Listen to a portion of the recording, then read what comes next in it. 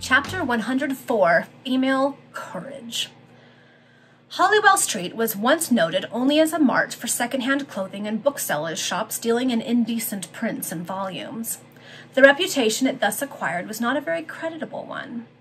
Time has, however, included Holywell Street in the clauses of its reform bill.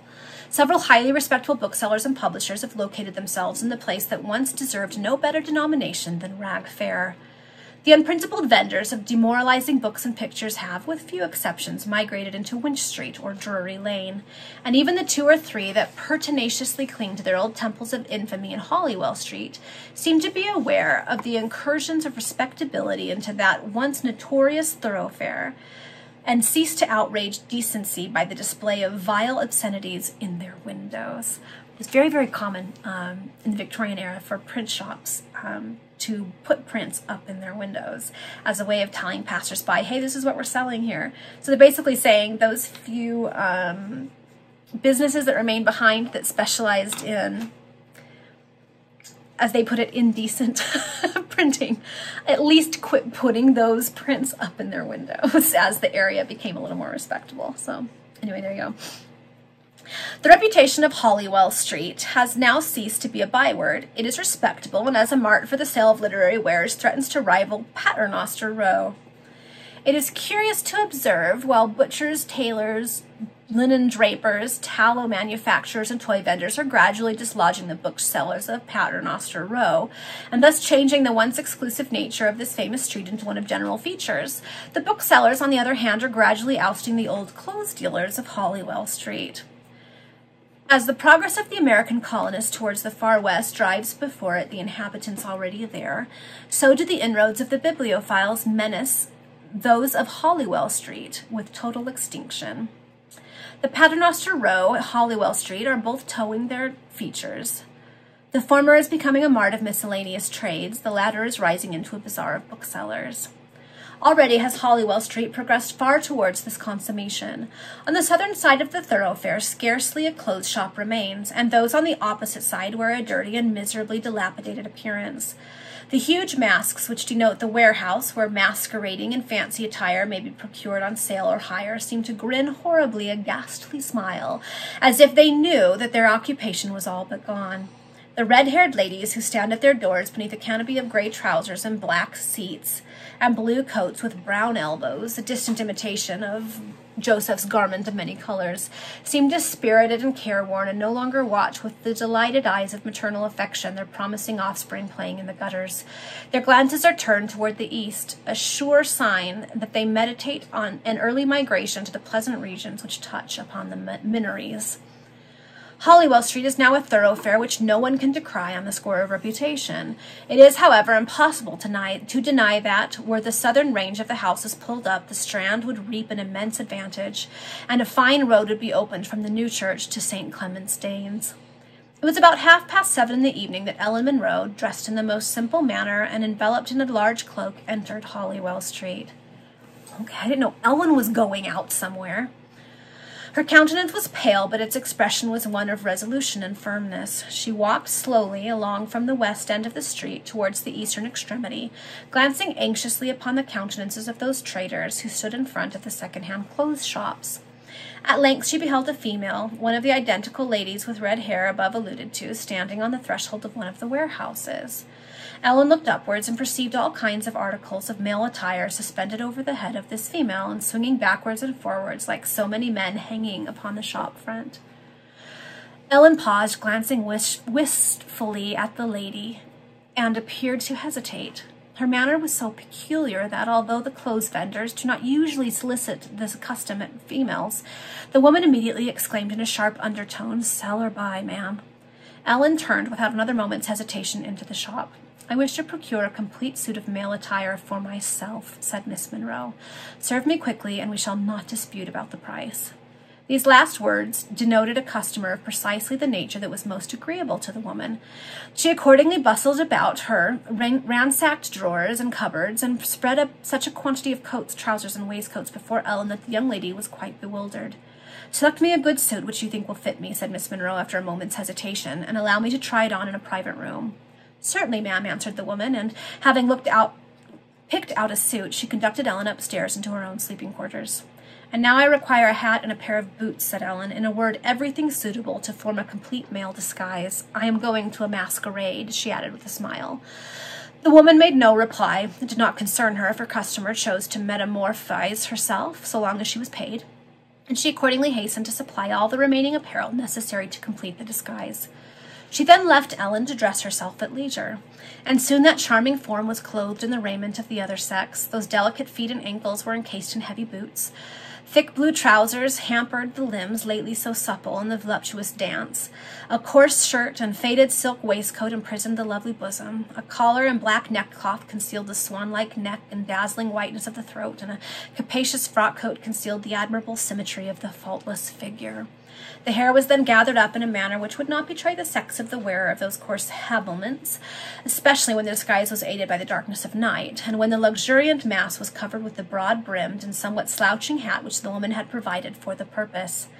Ellen's toilette was thus completed, and she then descended to the shop. The woman, perhaps not altogether accustomed to such occurrences, made no comment and took no impertinent notice of the metamorphized lady.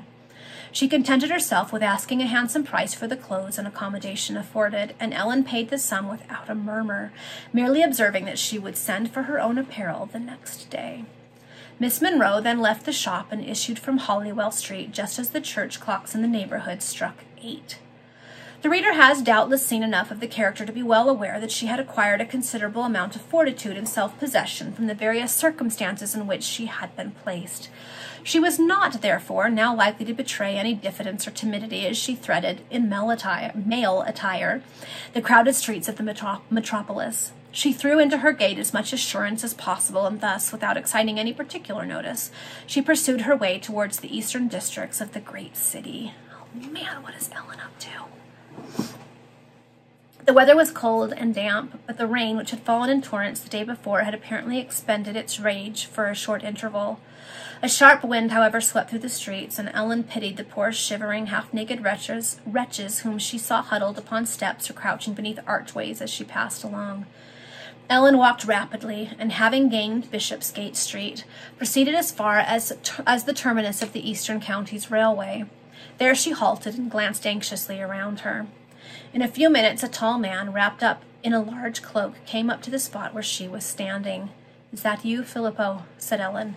"Yes, ma'am, I am here in obedience to your commands," returned Mr. Greenwood's Italian valet. "I promised your servant yesterday evening that I would be punctual to the hour, 8:30 tonight, and I have kept my word." "I owe you a debt of gratitude which I never shall be able to repay," said Ellen. "Your generous behavior towards me on a former occasion emboldened me to write to you when I required a friend. I told you in my note not to be surprised if you should find me disguised in male attire. I moreover requested you to arm yourself with pistols. Have you complied with this desire on my part?" "I have, miss," answered Filippo. "Conceiving it to be impossible that you should wish me to aid you in any dishonorable service, I have attended to your commands in every respect. I mentioned to you when we last met that my mission to England is from a lady now enjoying a sovereign rank, and that it is devoted to good and liberal purposes.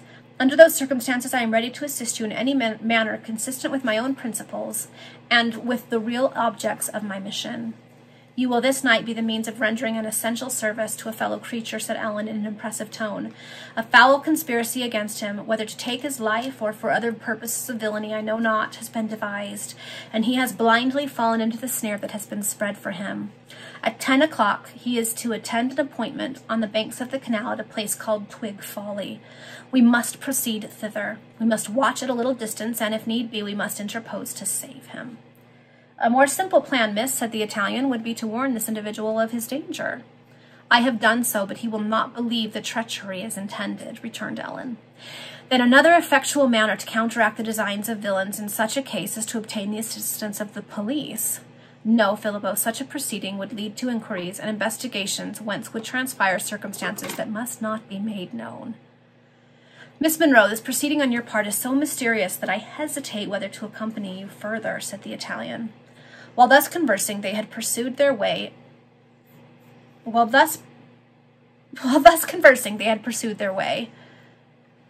Ellen, being the guide, along Church Street into the Bethnal Green Road. "Come with me, do not hesitate, I implore you," exclaimed Ellen. "If you persist in penetrating my motives for acting in this strange manner, I will tell you all, rather than you should retreat at a moment when it is too late for me to obtain other succor. And be your resolve as it may," added Ellen hastily, "nothing shall induce me to turn back. Desert me, abandon me if you will, Filippo, but in the name of everything sacred, lend me the weapons which you carry with you." The Italian made no reply for some moments, but continued to walk rapidly along by the side of the disguised lady. "I will believe, Miss Monroe," he said at length, "that your motives are excellent, but you are well advised?"